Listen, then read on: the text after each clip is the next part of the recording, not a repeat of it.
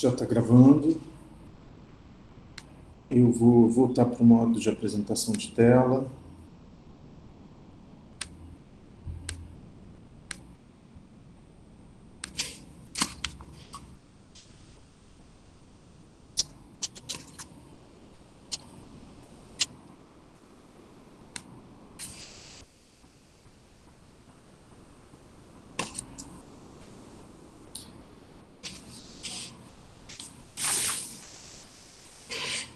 Então, aqui, essa frase que inicia, né? A presença se determina como ente, sempre a partir de uma possibilidade que ela é, e, de algum modo, isso também significa que ela se compreende em seu ser. Então, esse primeiro momento, ele é basicamente, né, uma definição do Dasein a partir desses conceitos de existência, né? De ser sempre minha, de possibilidade e de compreensão, né? Que é uma coisa que ele já afirma lá no parágrafo 4, né? Que é a presença, o Dasein sempre se compreende em seu próprio ser ao ser, né? Então, é sempre a partir do modo como eu me compreendo que eu sou, né? Então, quando ele diz, eu diria que são sempre, esses são né, existência, estar em jogo, né? Possibilidade, compreensão, né? Então, quando ele diz a presença se determina como ente, quer dizer, ela cientifica. Então, por exemplo, eu venho aqui agora e dou essa aula, e aí eu sou um professor. Então, eu me determino como professor, não é? Sempre a partir dessa possibilidade, que é uma possibilidade que é minha, que é uma possibilidade de ser professor. Então, isso significa que eu me compreendo como sendo professor. Eu me compreendo em meu ser como sendo um professor. A cada vez que eu sou, eu sempre me compreendo como sendo isto ou aquilo. E é a partir dessa compreensão que eu me determino, eu me defino, que eu me decido com relação ao meu próprio ser. Então tem uma outra noção aqui que é a decisão, né? Determinação, decisão, definição. Então, o ser ele é caracterizado por essa indeterminação, por essa indefinição, né? Então, é preciso que eu me compreenda como sendo isso ou aquilo para que eu possa ser. Porque eu mesmo não sou... Quer dizer, ser é não ser nada específico, nada... É ser só uma pura possibilidade, né?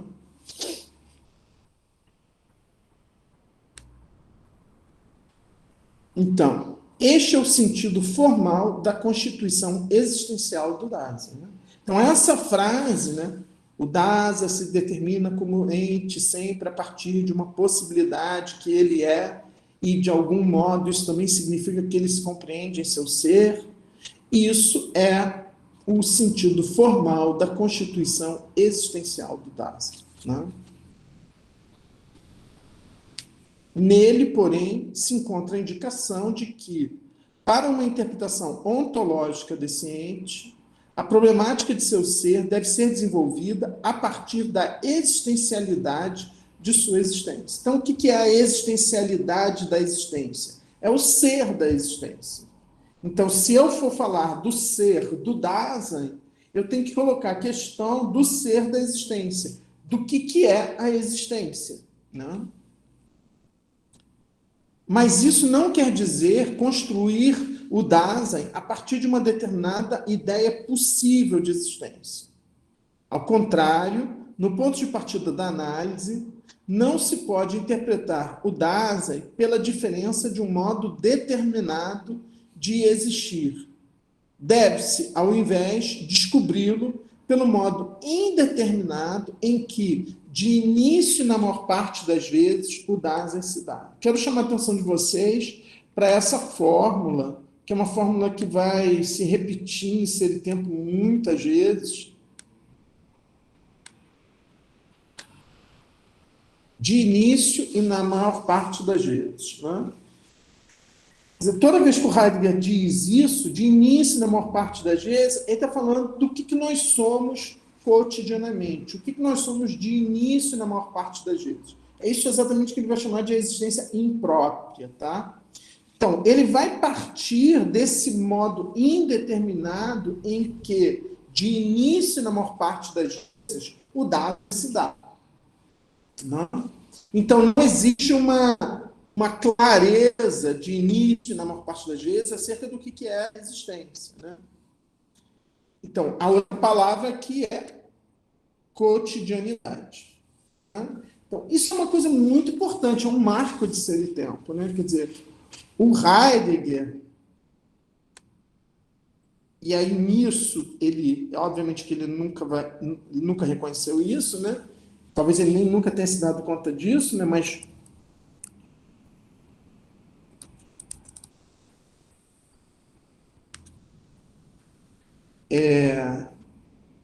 cotidianidade. Né? O Heidegger, ele vai transformar o cotidiano, a cotidianidade, num conceito. Né? E aí eu acho que ele tem um grande antecessor, que é o Freud, né? Que publica em 1903, portanto, bem antes dele, a psicopatologia da vida cotidiana.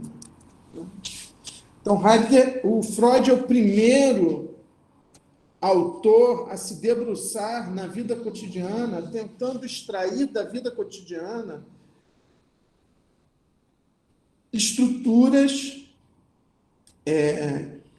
fundamentais da própria subjetividade humana. Né? Então,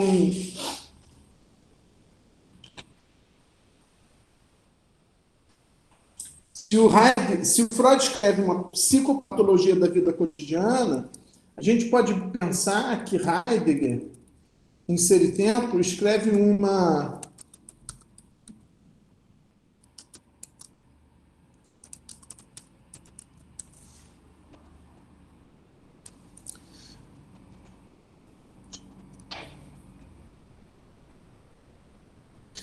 fenomenologia da vida cotidiana, né?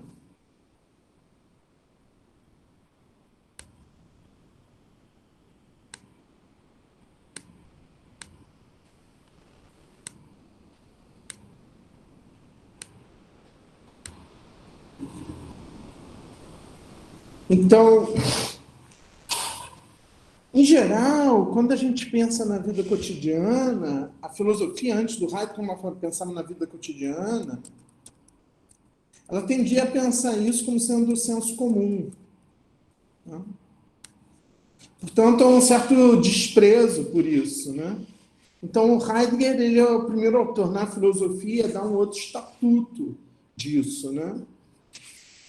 Ou seja, por exemplo, o Freud, basicamente aqui na psicopatologia da vida cotidiana, ele vai analisar o quê? Os lapsos e os atos falhos, né? Que caracterizam o cotidiano. Vai tentar entender, a partir desses eventos da vida cotidiana, pistas para se compreender a estrutura fundamental da subjetividade, do inconsciente, no caso dele, né? Então, por exemplo, Freud, ele vai, para tentar entender o inconsciente, né, o psiquismo humano, né, fundamentalmente humano, ele vai partir de três fenômenos, aos quais ele vai dedicar as suas três grandes primeiras obras-primas. Né? Os sonhos, o ato falho e a piada. Né? Ele escreve a interpretação dos sonhos, psicopatologia da vida cotidiana,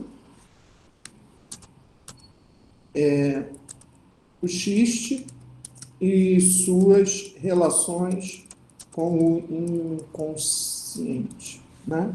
Então, isso aqui é 1900, acho que isso aqui não tenho certeza, tá, gente? 1903, e isso aqui é 1905, sei lá, é por aí, entendeu? Uma distância ali em poucos anos entre essas três primeiras obras fundamentais do Freud, né?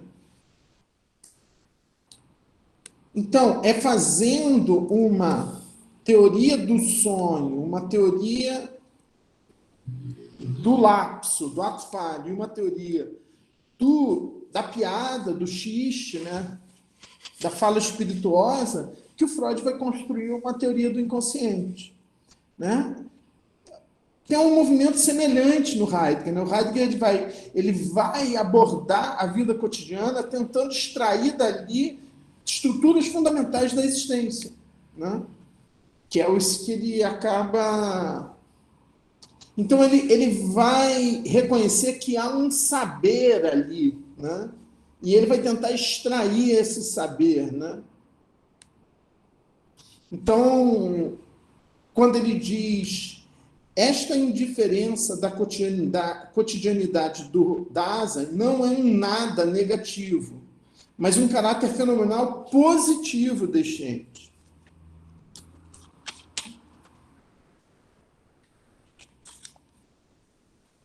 É a partir deste modo de ser e com vistas a este modo de ser que todo e qualquer existir é assim como é. Então, é no cotidiano, é na minha vida cotidiana que eu me decido com relação ao meu próprio ser. Não?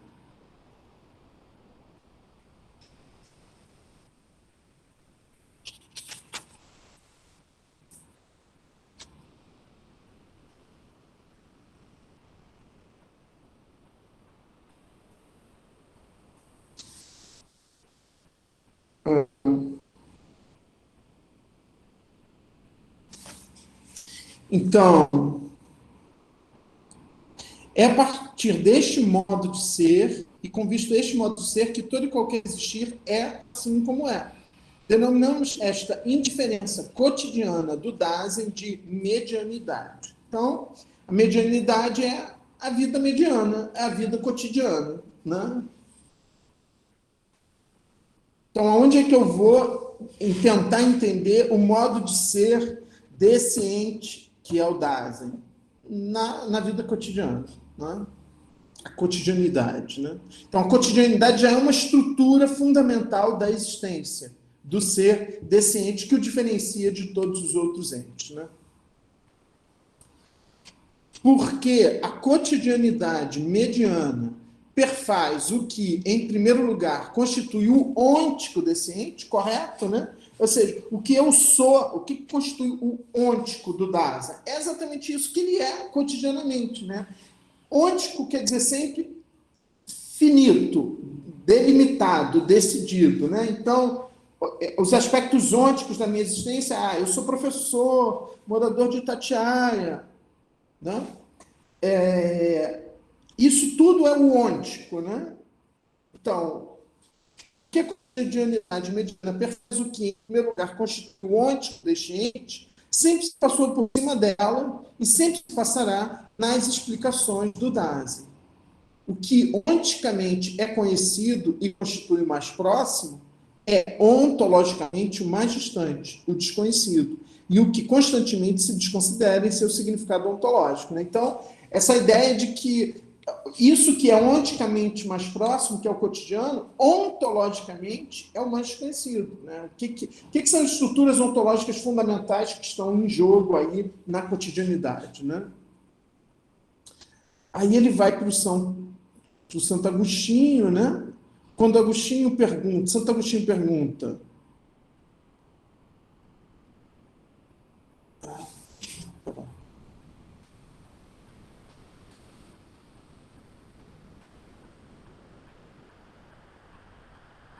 ele faz essa referência a Santo Agostinho, né?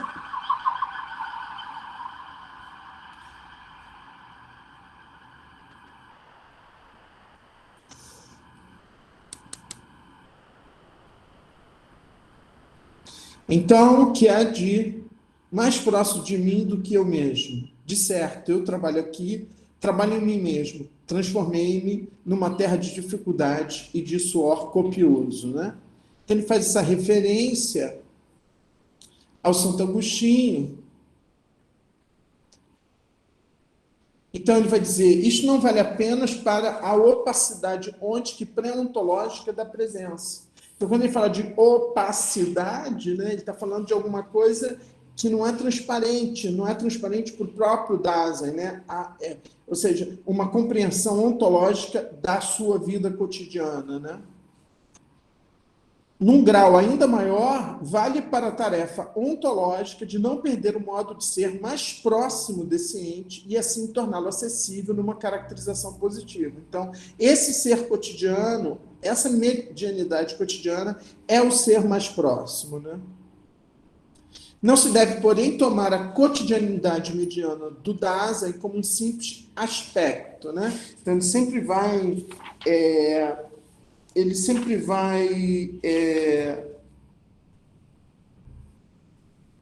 vai implicar com essa ideia do aspecto, né? Que é essa coisa do eidos que está em jogo aí.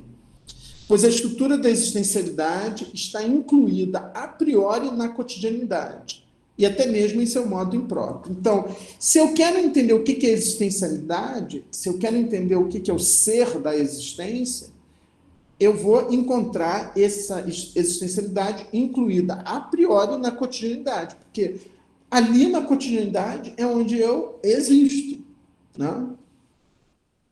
Então, mesmo ali no modo impróprio, né, no modo em que eu me aproprio da minha existência a partir do ser com os outros, né, a partir do modo como, em geral, se apropria da existência, ali a estrutura da existencialidade está incluída a priori. De certa forma, nele, ou seja, no meu modo impróprio, né, no modo impróprio da existência, está igualmente em jogo o ser do Dasein, com o qual ele se comporta e se relaciona no modo da cotidianidade mediana, mesmo que seja apenas fugindo e se esquecendo dele, né? Então, mesmo que cotidianamente eu sempre me esqueça dessa dimensão ontológica que constitui o meu ser. O que isso quer dizer, esquecer? É, por exemplo, entender que eu sou o que eu me encontro sendo agora. Isso quer dizer ontificar o meu ser. Que ele vai dizer que é uma característica típica da cotidianidade. Então, por exemplo, eu acho que eu sou o professor. E não que isso é apenas uma possibilidade que eu assumi, mas que a qualquer momento eu posso abandonar. Pois é, por que isso é problemático para mim? Porque é problemático porque, na verdade, mostra que, a rigor, eu não sou nada. Eu não sou nada deontico. São só possibilidades. Ou seja, o meu ser mais próprio é uma espécie de nada. Né? E para muitas pessoas isso pode ser bastante angustiante. Então, para evitar essa angústia, eu posso tentar me segurar numa determinada possibilidade de dizer, eu sou isso. Né? Então, por exemplo, tem um conto do Machado de Assis, que é o Espelho, né? Que é um conto clássico do Machado de Assis, né? que é um indivíduo que começa ele entra para o exército, alguma coisa assim, né? E ele é um cabo, se torna um cabo, e aí ele passa a andar o tempo todo com aquela farda, né? Fardado. E aí, por algum motivo, ele se encontra numa casa em que ninguém mais vê ele, e ele está sem farda, e ele começa a fazer uma certa experiência de estranheza, uma certa experiência de angústia. E esse indivíduo ele acaba resolvendo esse problema colocando a farda em casa mesmo, mesmo que não esteja ninguém ali, sozinho, colocando a farda e indo se olhar no espelho e ali nesse espelho, quando ele se vê refletido, fardado, aquilo acalma essa angústia dele, porque como se ele ganhasse um ser definido, né? Face àquela angústia de uma indeterminação que ele experimenta quando ele está sem a farda. Então, a farda vem e dá ontifica ele, define ele, né? Então, ele encontra essa imagem que diz, eu sou essa imagem, né? E isso permite que... Então, o Heidegger vai descrever isso como um modo de fuga desse poder ser, como modo de fuga, né, de fugir disso, né, de fugir do ontológico em direção ao ôntico, né, de fugir da indeterminação do ontológico em direção da determinação do ôntico. Né? Então, tentando me esquecer, né, dessa dimensão da possibilidade, né? Achando que eu sou aquilo, pronto e acabou. Né? Então, quando ele diz, mesmo aí, né, onde eu faço isso, está igualmente em jogo o meu ser, com o qual eu me conforto e me relaciono no modo da cotidianidade mediana, mesmo que seja apenas fugindo e me esquecendo desse ser. Né?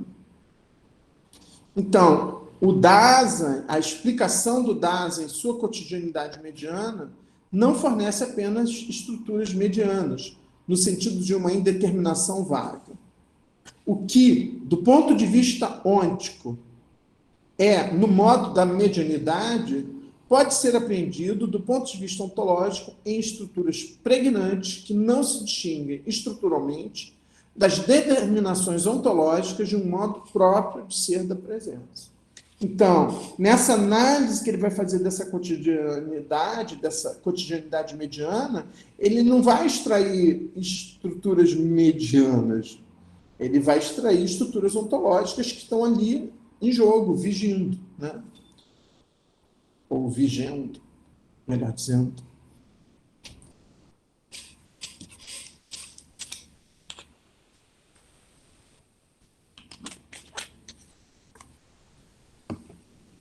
Então, ele diz, continua assim, todas as explicações resultantes da analítica do Dasein, dessa analítica do Dasein ser o tempo inteiro, né? Todas as explicações resultantes da analítica do Dasein provêm de sua estrutura existencial. Então, esse que é o conceito fundamental, é o conceito de existência, de existencialidade. Todas as estruturas são estruturas da existência. Né? Quais são as estruturas fundamentais que constituem a existência? O Heidegger vai mostrar que a existência, embora eu não possa defini-la onticamente, ela tem determinadas estruturas que são estruturas ontológicas, que definem determinados modos fundamentais de dar-se da existência, vamos dizer assim. Né? Essas estruturas existenciais são caracteres ontológicos do Dasein. Né? Essas estruturas fundamentais da existência, essas estruturas ontológicas da existência, são os caracteres ontológicos do Dasein. Né? E esses caracteres ontológicos do Dasein, o Heidegger vai chamá-los de existenciais. Né? Então, por exemplo, o ser no mundo é um existencial. Né?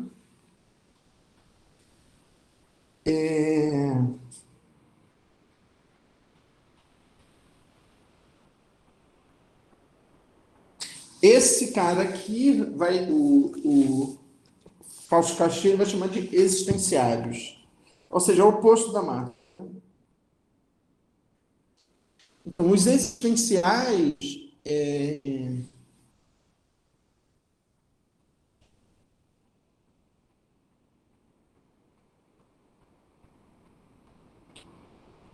Pera lá.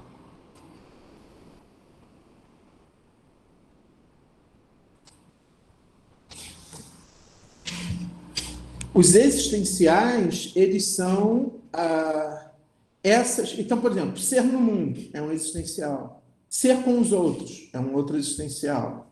Né? Compreensão, discurso, interpretação, tudo isso são existenciais. São estruturas fundamentais da existência, são estruturas ontológicas que definem a existência. Né? Então, a gente vai estudar cada um desses existenciais na análise. Ser para a morte é um outro existencial. Né? Então, cada uma dessas estruturas fundamentais que descrevem, que determinam a existência, historicidade, temporalidade, tudo isso são existenciais. Então, denominamos os caracteres ontológicos do Dasein de existenciais, porque se determinam a partir da existencialidade. Estes devem ser nitidamente diferenciados das determinações ontológicas dos entes que não têm um modo de ser da presença, os quais chamamos de categorias. Eles chamam de categorias por quê? Porque o Aristóteles chamou de categorias. Então, quando o Aristóteles coloca a questão, o que é o ente enquanto ente,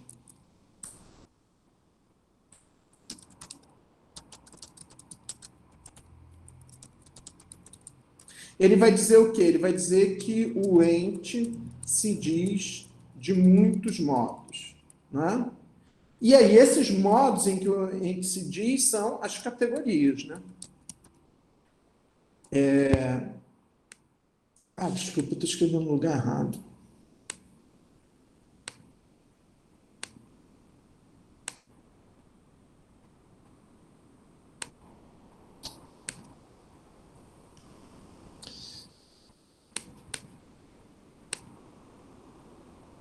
Então, as categorias são o quê? Substância,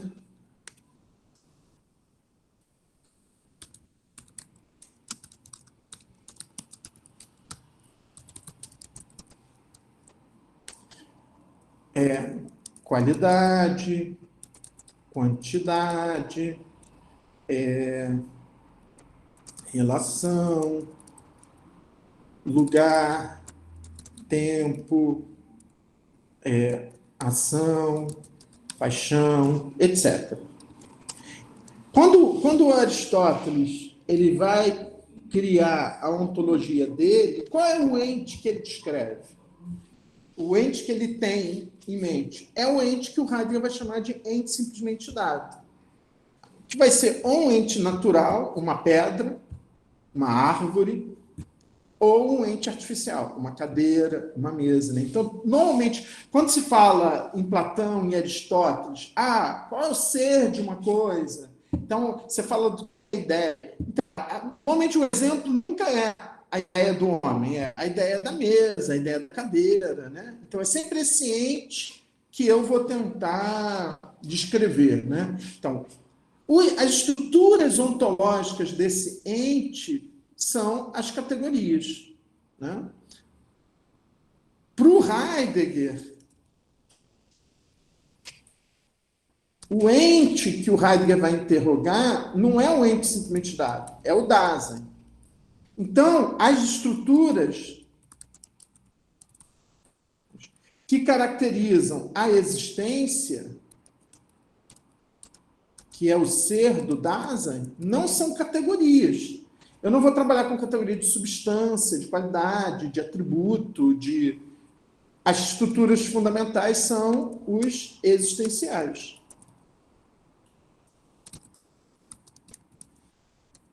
Aí, esses essenciais não vão ser substância, nada disso. Vai ser no mundo,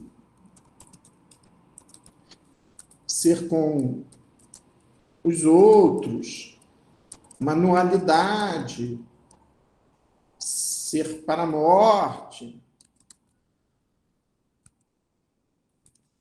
Enfim, são vários os existenciais em ser e tempo, e no certo sentido, a análise do Dasein é uma descrição, né, compreensão, interpretação, discurso, né? Isso são os existenciais, né? São estruturas fundamentais da existência, né?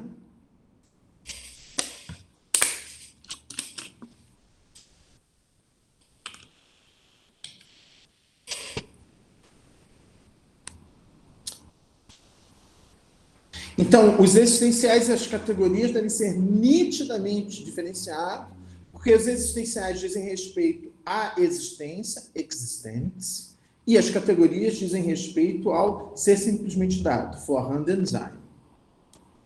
Esta expressão é tomada aqui em seu significado ontologicamente primário.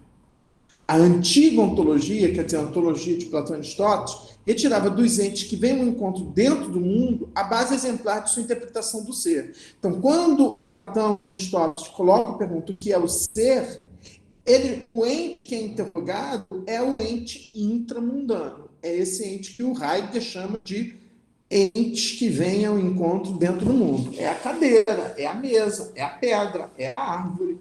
Né? São esses entes que eles vão interrogar. Né?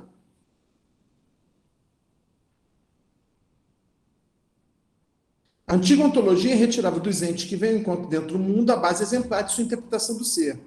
Considerava a via de acesso ao ser o noem, o pensar, e o logos, o discurso. No logos, o ente vem ao encontro.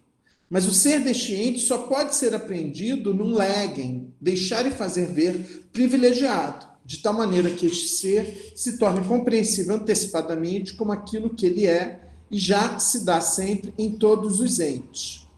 Aí já é o Heidegger interpretando heideggerianamente o Aristóteles, né? Categoreistai, né? Que é o verbo correspondente ao termo categoria, é a interpretação previamente feita em toda e qualquer discussão sobre o ente. A palavra categorista significa... Ele vai fazer uma espécie de etimologia, né? Categorista é catar mais agoreu. E agoreu quer dizer falar na ágora. Né? Então, por isso que ele vai falar de acusar publicamente, dizer na cara de alguém diante de todos. Numa perspectiva ontológica, a palavra significa dizer na cara dos entes o que, como ente, cada um deles é. Ou seja, deixar e fazer todos verem o ente em seu ser. O que se vê e se torna visível neste deixar ver são as categorias. Né? Então, ele está mostrando que as categorias em Aristóteles, elas são modos de descrição dos entes pelo discurso. Né? Elas abarcam as determinações a priori dos entes interpelados e discutidos no discurso de várias maneiras. Isso são as categorias.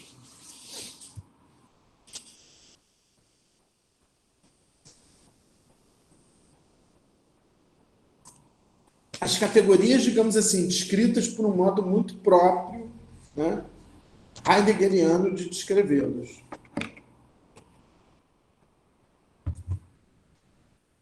Existenciais e categorias são as duas possibilidades fundamentais de caracteres ontológicos.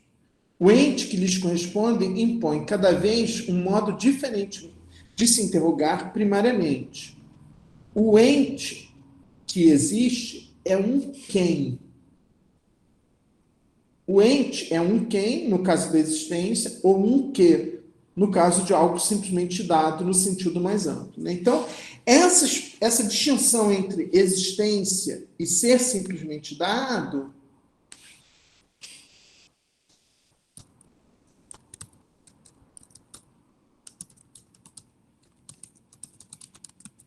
ela pode ser pensado como essa diferença entre um quem e um que.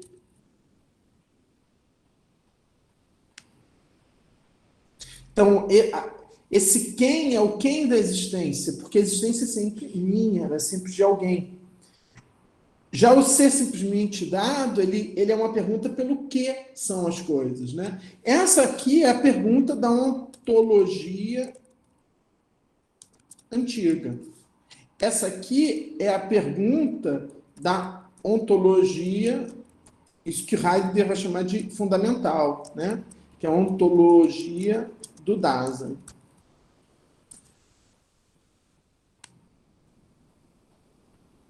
Somente depois de se esclarecer o horizonte da questão do ser é que se poderá tratar da conexão entre esses dois modos de caracteres ontológicos, né? Então, é só depois que eu tiver colocado de modo adequado a questão do ser que eu vou poder mostrar como é que essas duas ontologias se relacionam uma com a outra, né?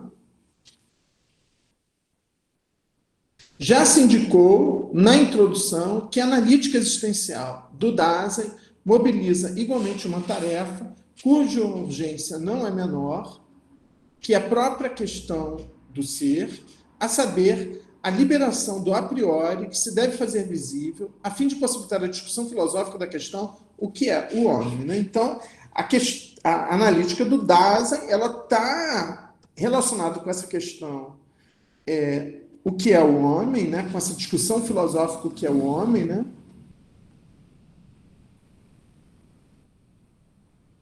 A analítica existencial do Dasein está antes, no entanto, de toda psicologia, antropologia, sobretudo biologia, né? Então, quando ele fala sobretudo biologia, porque é a biologia que ele mais quer criticar. Então, ele vai tentar, e aí é isso que ele trabalha nesse parágrafo seguinte, né? Que é o parágrafo 10.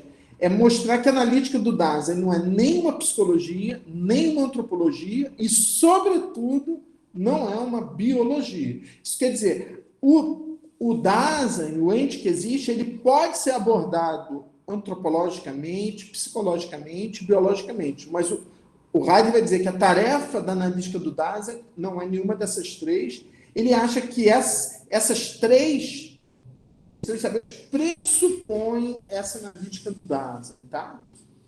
E tudo isso é muito questionável, entende?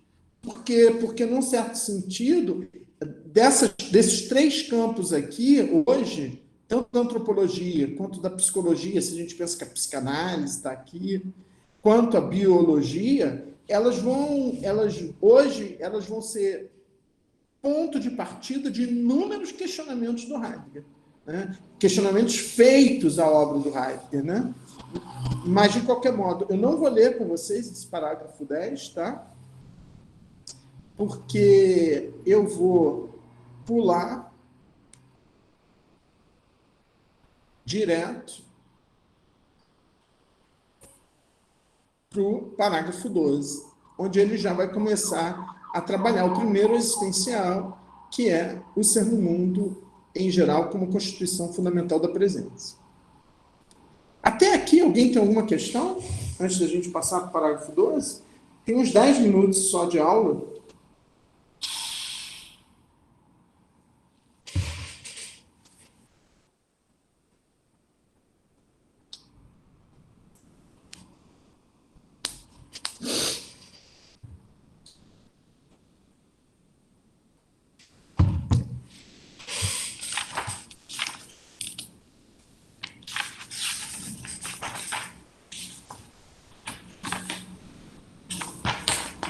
Sim, quando eu falo isso, coloco essa abertura, se vocês estão entendendo tudo, se tem alguma coisa que vocês não estão entendendo, se tem alguma dúvida.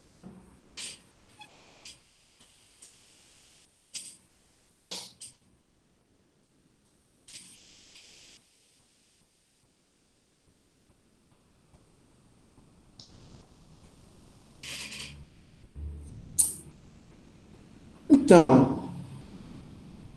ele mesmo remete ao parágrafo 9, né, que a gente acabou de terminar de ler, né? Então, ele diz, nas discussões preliminares, parágrafo 9, já destacamos os caracteres ontológicos que iluminarão de modo seguro as investigações posteriores, as que vão vir. Sua concretude estrutural, no entanto, só poderá ser alcançado ao longo da investigação. O Dasein é um ente que, na compreensão de seu ser, com ele se relaciona e comporta. Né? Então, o Dasein é um ente que se compreende em seu ser. Né?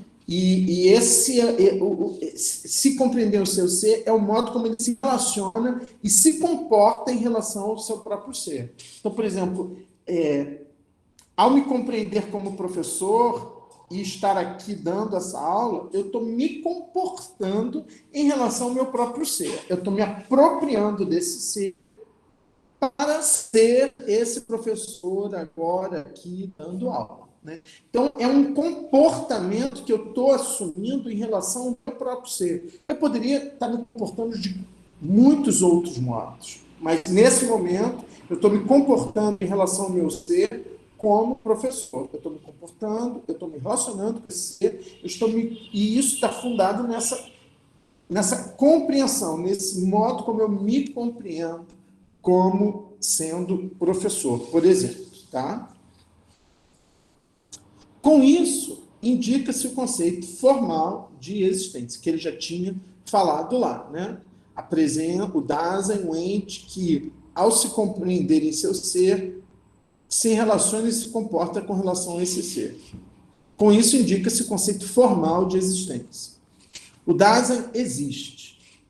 Então, essa frase, o Dasein existe, quer dizer, apenas o Dasein existe, né? Na medida em que existir quer dizer se relacionar com o próprio ser, se comportar em relação ao próprio ser, se compreender ao ser. Ser a partir dessa compreensão que se tem do seu próprio ser. Além disso, o Dasein é o ente que sempre eu mesmo sou. Eu sou esse ente. Eu sou esse ente, quer dizer, eu sou esse poder ser. Né? Eu sou essa existência que é sempre e a cada vez minha. Né?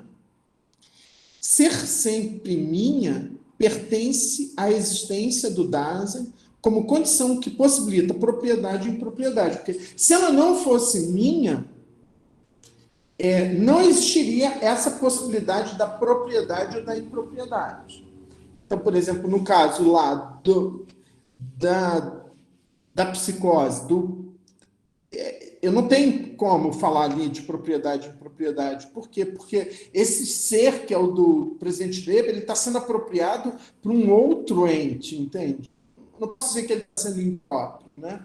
Porque ele não faz essa experiência da existência dele como sendo dele mesmo, né? Mas, na maior parte das vezes, cada Dasein faz essa experiência da existência como sendo sua própria. E é exatamente por isso que pode haver propriedade ou impropriedade. Né? Ou seja, que ele pode se apropriar ou não se apropriar. Né?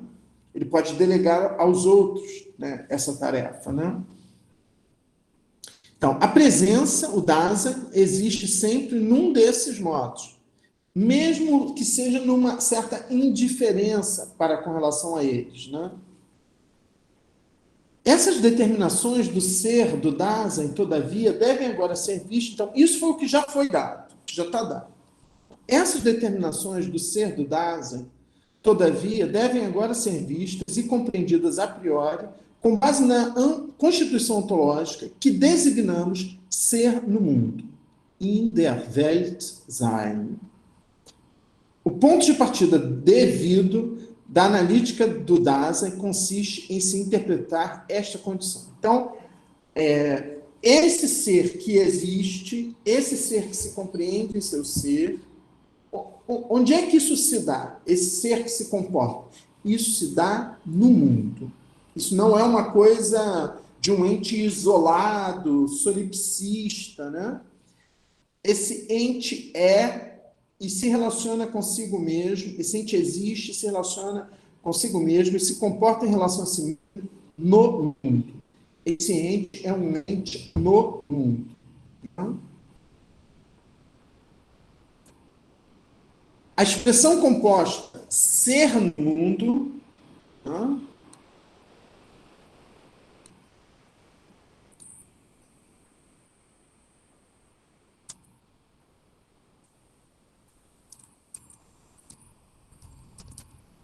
in der Welt sein, né? É isso que a gente está traduzindo como ser no mundo, né?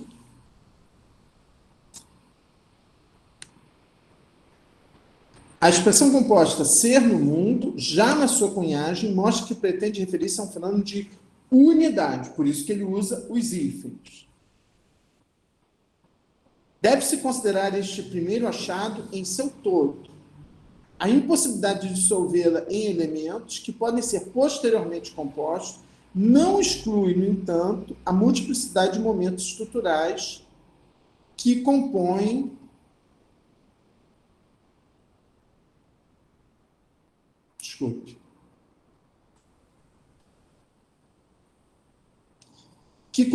esta constituição. O achado fenomenal, então, quando o Heidegger fala achado fenomenal, é aí que está a fenomenologia dele, né? Ele chama isso de achado fenomenal porque, assim, de onde ele tirou isso? Né? Ele tirou isso, isso é um achado fenomenal. Né? O achado fenomenal indicado nesta expressão comporta, de fato, uma tríplice visualização. Ao se examinar esse achado, mantendo-se previamente a totalidade do mundo, pode-se ressaltar o seguinte. Então, tem 3 momentos esse ser no mundo. O em um mundo, o ente que sempre é, segundo modo de ser no mundo, e o serem como tal. Então, é como se tivesse o ente que é no mundo, o mundo e o serem. Né? O em um mundo, no tocante a este momento, impõe-se a tarefa de indagar sobre a estrutura ontológica de mundo. Então, Heidegger vai ter que colocar aqui em seu tempo, entender aqui em seu tempo, o que ele está chamando de mundo, quando ele diz que o Dasein é um ser no mundo. Então, vai se mostrar que ele tem um conceito de mundo totalmente diferente do conceito de mundo de Kant, de Descartes, de Aristóteles. Né? Ele vai propor um novo conceito de mundo, né?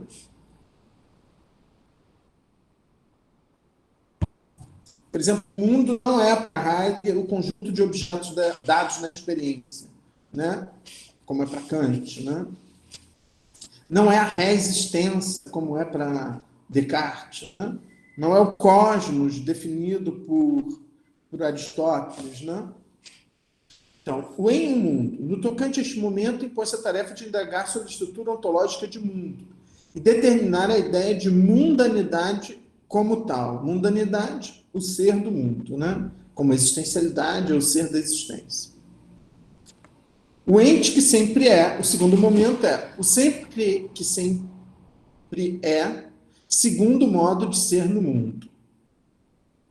Investiga-se aqui o que indagamos com a interrogação quem? Quem é esse ente que é no mundo? Numa demonstração fenomenal, devemos determinar quem é e está no modo da cotidianidade mediana da presença. Né?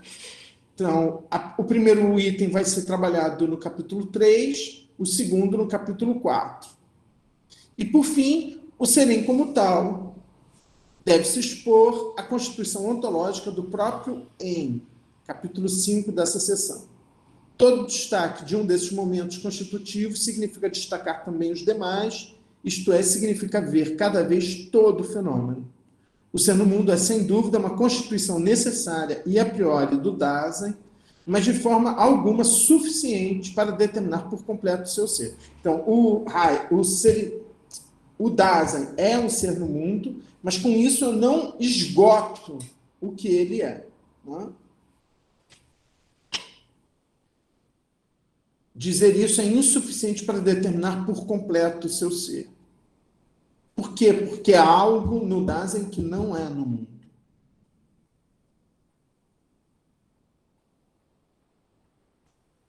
Antes das análises temáticas particulares destes 3 fenômenos, devemos buscar uma caracterização orientadora do momento constitutivo por último mencionado, o serem. E aí ele vai começar a trabalhar o que é o serem.